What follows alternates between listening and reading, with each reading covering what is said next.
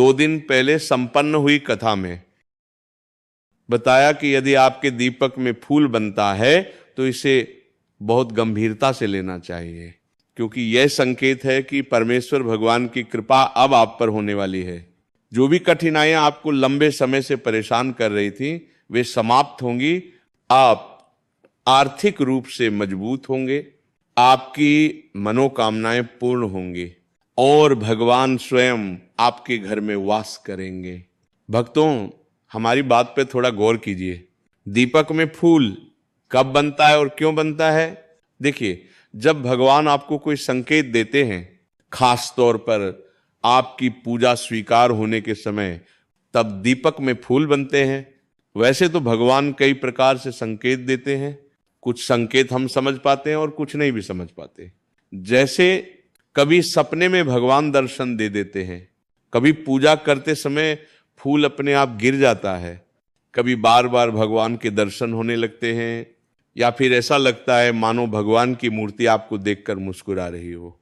भक्तों, ये सभी संकेत बताते हैं कि आपकी मनोकामना पूर्ण होने वाली है।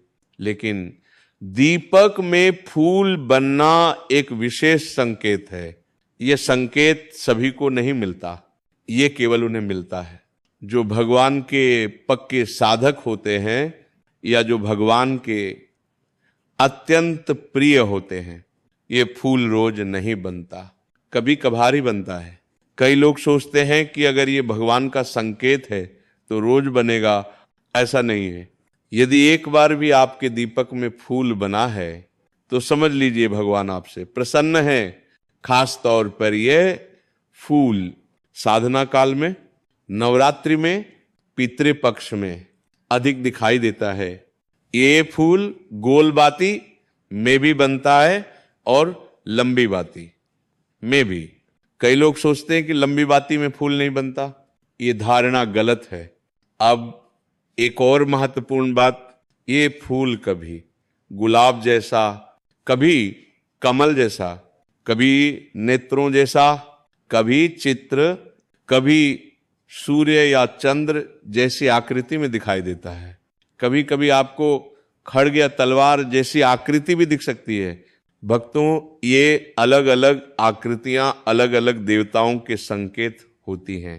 जैसे यदि पुष्प की आकृति बनती है तो यह माता रानी की कृपा का संकेत है। यदि खड्ग या तलवार दिखाई दे तो यह माता काली की उपासना का फल है।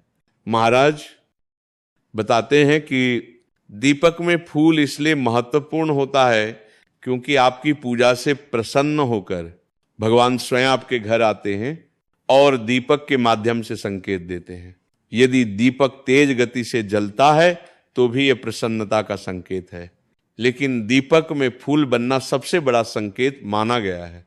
अब भक्तों, यदि आपके दीपक में फूल बन गया है तो आपको ये 3 काम तुरंत शुरू कर देने चाहिए। पहला काम, जब तक दीपक जल रहा हो उस फूल को न तोड़ें। जब दीपक शांत हो जाए तो किसी चिमटी से उस फूल को निकाल लें, उसमें थोड़ा सा घी मिलाएं और सिंदूर मिलाएं। यदि आप हनुमान जी या माता काली के भक्त हैं तो उसमें कुमकुम या चंदन भी मिला सकते हैं। इससे रोज तिलक करें।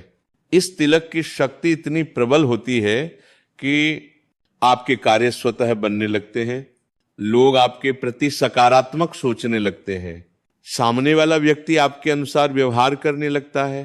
जैसे सूर्य का तेज होता है वैसे ही इस तिलक से आपके चेहरे से सकारात्मक ऊर्जा निकलती है। यदि तिलक न कर सके तो इसे कान के पीछे या गर्दन के पीछे लगा लें। यदि नौकरी नहीं लग रही तो नौकरी लगने के योग बनते हैं। जिस समस्या का कोई समाधान नहीं दिखता उसका समाधान मिलने लगता है। दूसरा काम, आपको मंत्र जाप शुरू करना चाहिए, चाहे वो चालीसा हो, सहस्त्र नाम हो या कोई भी मंत्र जिसे आप जपना चाहते हो। महाराज बताते हैं तिलक से आपको लगभग 20% ऊर्जा मिलती है, लेकिन इस समय मंत्र जप करने से 80-90% तक आध्यात्मिक ऊर्जा प्राप्त होती है। मंत्र जप से जो फूल आपको पहले धुंधला दिखता था वो अब स्पष्ट अनुभव में बदलने लगता है। आप भगवान की उपस्थिति को महसूस करने लगते हैं। तीसरा काम, आपको भगवान को भोग अर्पित करना चाहिए। भक्तों, सभी योनियां, देव योनि, मनुष्य योनि, जीव योनि, सब भोग से ही तृप्त होती है। आप भोग में मिष्ठान, 2 लौंग बतासे या सबसे उत्तम पहली रोटी में थोड़ा सा गुड़ मिलाकर भगवान को अर्पित करें। 15-20 मिनट बाद उसे पूरे घर में बांट दें। भोग अर्पण करते समय आंखें बंद करें और भगवान का आवाहन करें ताकि वे भोग स्वीकार करें। इन 3 उपायों से भगवान स्थायी रूप से आपके घर में वास करते हैं और हर प्रकार की विपत्ति का नाश करते हैं। भगवान की कृपा के 8 लक्षण महाराज बताते हैं। शांति और क्षमा, घोर अपमान के बाद भी मन शांत रहना हरि कृपा का संकेत है। दोष दर्शन से दूर रहना, दूसरों की बुराइयों की बजाय अच्छाइयां दिखने लगे। भीतरी और बाहरी पवित्रता, मन, वाणी और कर्म में शुद्धता, धर्म विरोधी कर्मों से दूरी, भक्ति में बाधक कार्यों से स्वतः विरक्ति, भजन का फल सबको अर्पित करना, अपने भजन का लाभ सबके लिए चाहना, भजन से भी कुछ न मांगना, निष्काम भक्ति की भावना, मान सम्मान से असक्त रहना, विनम्रता और सरलता, करुणा पर ममता नहीं, सब पर दया पर मोह से मुक्त। भक्तों, यदि ये लक्षण आपके जीवन में प्रकट हो रहे हैं तो समझ लीजिए प्रभु की कृपा आप पर बनी हुई है। जय श्री राम।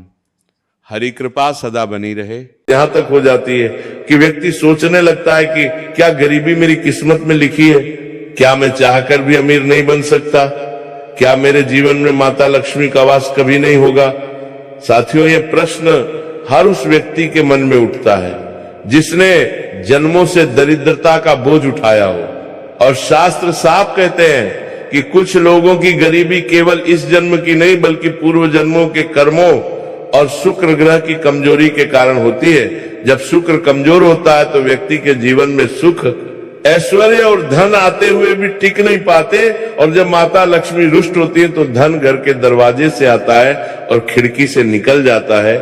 इसलिए आज जो उपाय मैं आपको बताने जा रहा हूं वह सीधे शुक्र ग्रह और माता लक्ष्मी दोनों को एक साथ प्रसन्न करने वाला है, और वह चीज है चांदी। साथियों, चांदी कोई साधारण धातु नहीं है। शास्त्रों में चांदी को चंद्रमा की धातु कहा गया है। चंद्रमा मन का कारक है और मन जब स्थिर होता है तभी धन स्थिर होता है। चांदी को शुक्र ग्रह की प्रिय धातु भी माना गया है, और शुक्र ही वह ग्रह जो जीवन में सुख, भोग, वैभव, आकर्षण और धन की निरंतरता देता है। इतना ही नहीं, माता लक्ष्मी को भी चांदी अति प्रिय है। यही कारण है कि पुराने समय में घर में चांदी का पात्र होना सौभाग्य का प्रतीक माना जाता था। अब ध्यान से सुनिएगा क्योंकि यहाँ पर बहुत गहरा रहस्य छुपा है। जब चांदी का तार या चांदी का सिक्का शिवलिंग पर चढ़ता है तो वह केवल धातु नहीं रहता बल्कि उसमें 3 शक्तियां एक साथ प्रवेश कर जाती हैं। शिव की स्थिरता, शुक्र का आकर्षण और लक्ष्मी की कृपा। शिवलिंग पूरे ब्रह्मांड की ऊर्जा का केंद्र है।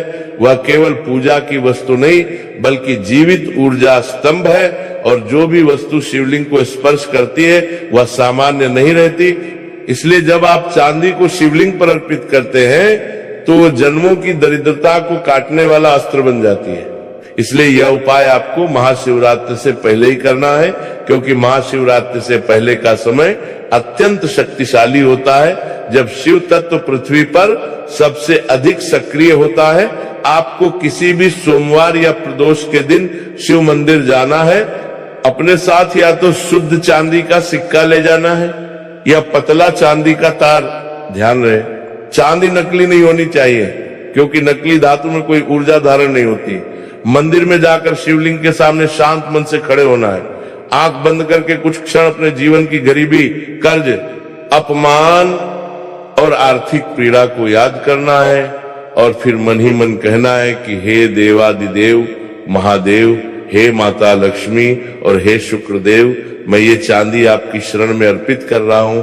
मेरे जीवन में जो जन्मों जन्मों की दरिद्रता, धन का अभाव